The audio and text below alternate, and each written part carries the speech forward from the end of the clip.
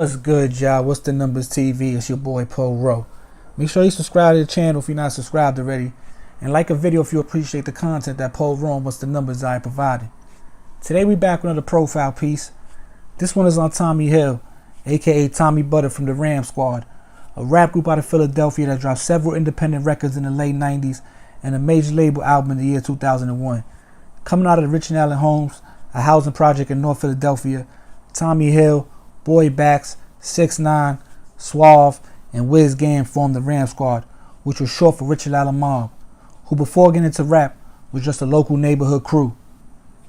The standout of the rap group was Tommy Hill, real name John Wilson, for his bigger-than-life persona the rapper portrayed. Tommy, whose mom was killed when he was 13 and whose father had been in jail most of his life, started the Ram Squad with a group of friends in the mid-90s. In 1997, the leader of the Ram Squad, Ronnie Bank Johnson, was shot and killed at a North Philadelphia barbershop. A short time after Bank's death, Tommy and Joey Merlino, the former Philadelphia mob boss, would meet and become good friends. Joey would end up helping Tommy and the Ram Squad secure a major label deal with Universal Records through some connections he had in the music industry. Now, during the time that the Ram Squad is building their buzz in the rap game, the feds say they're also a drug gang that operates out the Rich and Allen projects. During the years, they released numerous projects while leading up to their major label debut album, Random Access Money, released on Universal Records in 2001, which featured their most successful single, Ballers Up in Here. While enjoying the local fame and marginal success of his rap career, Tommy Hill ran into some trouble with the law after he sold almost 2 ounces of crack to an informant who was wired up during the deal in 2003. It would later be revealed that the Ram Squad had been under federal investigation for their involvement in the city's drug trade. Faced with 10 years in prison, the feds will start to apply pressure on Tommy in an attempt to get him to provide information on Joey Merlino, Shamsuddin Ali, and Kabani Savage, who were all allegedly some of Philadelphia's top underworld figures who the feds were trying to build criminal cases on at the time. Later on down the line, all three would go to jail, but Tommy was never named as an informant on their cases. But during the time of Tommy's incarceration, the feds were bugging cells of a few inmates who were housed there in an effort to gain information on a few different cases and people they were investigating. Tommy, who didn't know the feds were listening on his convos between him and his cellmate, Benjamin Belmont, would get themselves into some more trouble when they recorded talking about retaliation and preferred weapons of choice Belmont wants to use to avenge a brother's death who died in the middle of a drug war. After a raid on the Belmont's residence where they found marijuana, guns, grenades, and an artillery rocket, the feds threatened to charge Tommy Hill, also with the Belmonts, on charges of harboring drugs and weapons of mass destruction. Rather than fight it out in court, Tommy agrees to cooperate and testifies in the 2004 trial of Benjamin Belmont, his father, and brother. They would eventually all get convicted and sentenced to prison.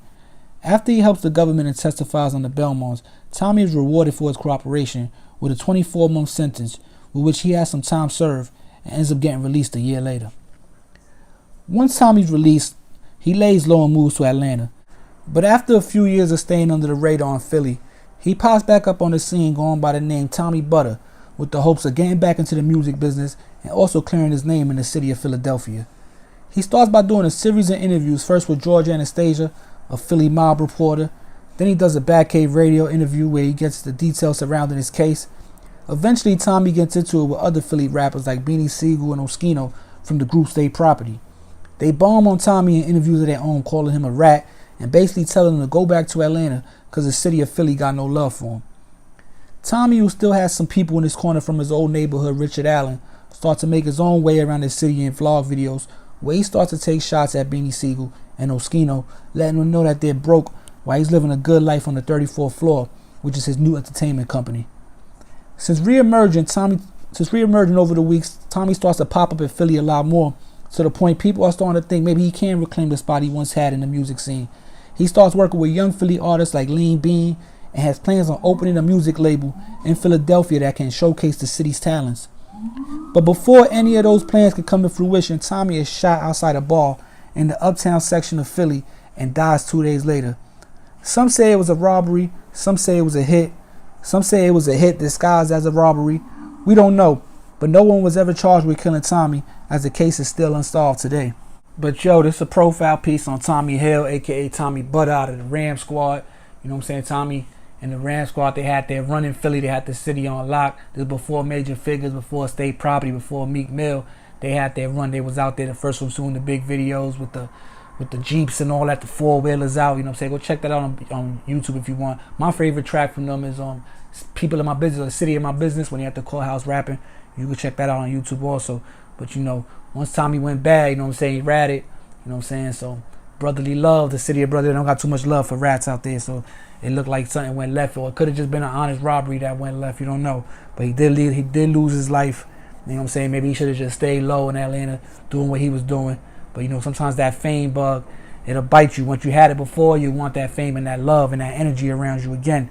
So, like, once he started getting on YouTube and doing the interviews and all that, like, he got that feeling again, like when he was back rapping, because he kept on going. He didn't just come in, say his piece and get low or try to go behind the scenes. He was, you know, doing more videos and vlogs and starting to be seen a lot more in Philly, and it looked like it might have cost him his life.